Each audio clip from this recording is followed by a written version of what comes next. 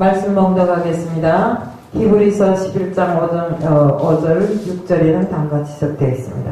믿음으로 에녹은 죽음을 보지 않고 옮기었으니 하나님이 저를 옮기심으로 다시 보이지 아니하리라.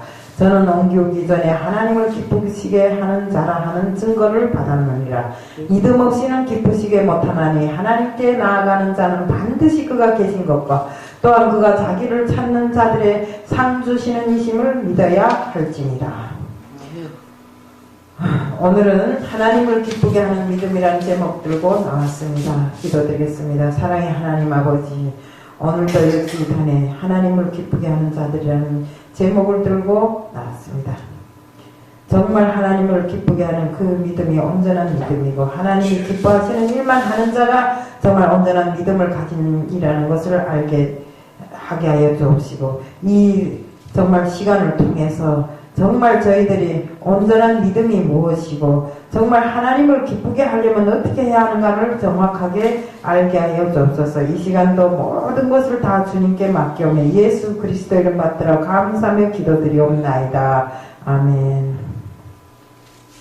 신앙생활을 하면서 복을 받으려면 하나님을 기쁘시게 하는 그런 믿음이 있어야 합니다. 하나님의 그 사랑을 받는 것과 하나님을 기쁘게 하는 일은 별개의 일입니다. 차원이 다른 것입니다. 마태복음 3장 17절에는 다음과 지적되어 있습니다. 하늘로서 소리가 있어 말씀하시되 이는 내 사랑하는 아들이요 내 기뻐하는 자라 하시니라. 하나님을 기쁘게 하는 것은 믿음으로 되는 것입니다. 그 믿음은 하나님이 살아계시다는 온전한 믿음인 것입니다. 우리가 하나님이 살아계시다는 것을 인정하지 않으면 그것은 믿음이라고 말할 수가 없습니다. 긴가민가 하고 살아있는가 없는가, 살아있는데 어째 내 하는 거 이렇게 변동이 없을까, 뭐가 잘 되지 않을까 이렇게 생각한다면 그거는 믿음이 아니라고 합니다. 또 특히나는 하나님을 기쁘게 하는 일에 우리가 그런 믿음이 없으면 절대로 할 수가 없는 것입니다. 하나님이 계신가, 또한 하나님을 찾는 자에게 하나님은 상 주시는 이라는 것을 우리가 알고 있어야 됩니다. 마가복음 6장 5절부터 6절엔 다음과 같이 지적되어 있습니다. 거기서는 아무 권능도 행할 수 없어 다만 소수의 병인에게 안수하여 고치실 뿐이었고 저희 믿지 않음을 이상히 여기시었더라. 미국의 유명한 목회자 토니 에반스는 살아있는 믿음만이 하늘문을 열 수 있다고 했습니다. 그게 무슨 소리입니까? 우리가 하나님이 살아계심을 인정하고 정말 하나님 앞에 간구하고 하나님 앞에 정말 우리가 애타게 정말 무엇인가를 찾고 두드릴 때 하늘문이 열린다는 것입니다. 살아있는 믿음, 즉 하나님이 살아계신다는 이런 믿음을 온전히 가진 자만이 하늘문을 열 수 있다는 그 소리가 바로 우리가 믿음이 없이 하나님이 살아계신다는 것을 믿지 않으면 우리가 하나님께 간구하는 것마저도 온전한 간구가 되지 않는 것입니다. 우리가 그 기도는 많이 했는데 응답이 없다? 이것은 우리가 온전한 믿음으로 나 자신을 준비하지 못했기 때문에 이런 일이 있다고 생각합니다. 히브리서 11장 38절에는 다음과 지적되어 있습니다. 이런 사람은 세상이 감당치 못하도다. 저희가 강야와 산중과 아멸과 토굴에 유리하였느니라. 기독교는 하나님의 아들 예수께서 십자가에 죽으시고 또 부활하셔서 지금 우리 삶의 생사화복을 직접 주관하시는 분이라는 것을 믿는 이런 종교인 것입니다. 마태복음 28장 6절 7절에는 다음과 지적되어 있습니다. 여기 계시지 않고 그의 말씀하시던 대로 살아나셨느니라. 와서 그의 누우셨던 곳을 보라. 또 빨리 가서 그의 제자들에게 이르시되 그가 죽은 자 가운데서 살아나셨고. 예수님께서는 무덤에서 3일 만에 다시 부활하셔서 하늘에 오르시어서 하나님의 오른편 보좌에 앉아 계시며 우리 믿는 사람들에게 영으로 들어와서 계시다는 것을 우리는 알아야 하고 또 굳게 믿어야 하는 것입니다. 마가복음 16장 19절 20절인 다음과 지적되어 있습니다.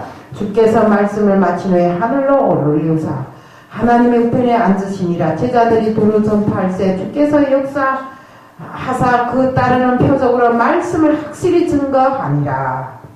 어떻습니까? 예수님께서 하늘로 승천하신 이후에 그 제자들이 복음을 전파하기 위해서 많은 노력을 합니다. 정말 많은 핍박이 뒤따릅니다. 그러나 예수님께서 함께 하셨기에 그들은 가는 곳마다에서 복음을 전파하였고 능력으로 정말 믿지 아니하는 자들이 마음까지도 치고 흔들어서 그들이 다 믿음으로 다시 돌아올 수 있게 하는 이런 일들을 하게 하였던 것입니다.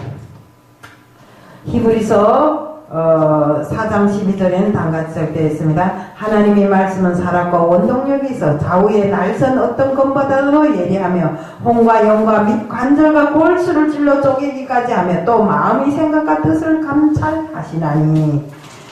우리가 예수의 부활을 믿고 구주로 영접하면 주님은 성령으로 우리 삶을 영원토록 인도하시고 승리하게 하십니다. 어떻습니까? 우리가 하나님의 말씀이 살아있기 때문에 그것이 원동력이 되어서 우리가 좌우의 날선 칼처럼 엄청나게 그 말씀이 예리한 것입니다. 우리가 말씀을 잘 몰라서 그렇지 정말 말씀이 하나하나를 파고 들어가 보면 얼마나 그 말씀이 정말 대단한 거고 그 말씀이 정말 2000년 이전에 나온 말씀이라고 하는데도 그 말씀이 어쩌면 현 시대 오늘에 그렇게도 딱 들어맞게 나오셨는지 정말 생각해보면 참 이상하기도 한 것입니다. 이것 역시 우리 그 예수님께서 살아계시는 예수님이 아니시면 이 말씀이 살아있는 원동력으로 우리에게 정말 골수를 찔러 쪼개는 역할까지를 하지 못한다는 것입니다. 말씀이 죽어있고 그저 말씀이 글처럼 책장에 그저 써있다면 그것이 어찌 우리에게 지금 살아 움직이는 사람들에게 참 생명이 그 양식으로 될 수 있겠는가 이겁니다.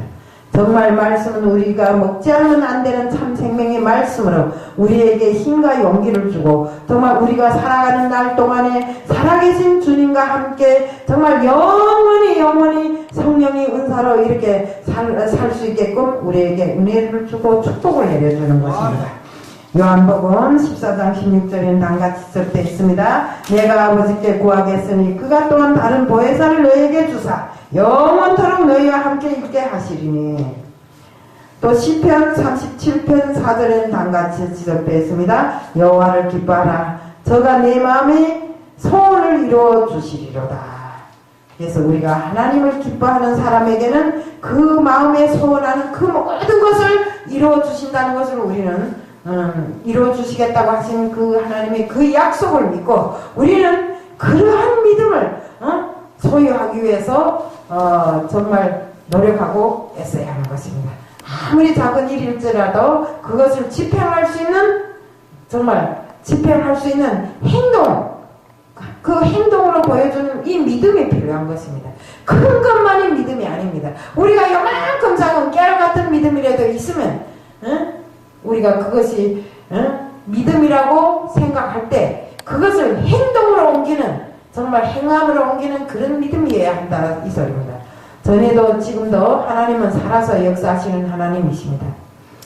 그런 하나님을 우리가 사랑하니 우리는 날마다 하나님에 대한 사랑을 고백하며 살아야 되는 것입니다.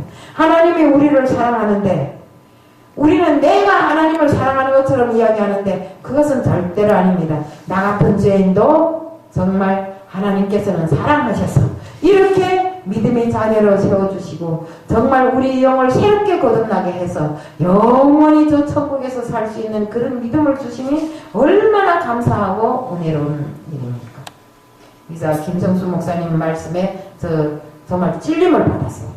내가 정말 하나님을 믿는 또 사역하는 자로서 정말 그 말씀을 듣고 찔림을 받았는데 온유하라는데 온유하지 못한 그 죄를 저는 날마다 범하고 삽니다.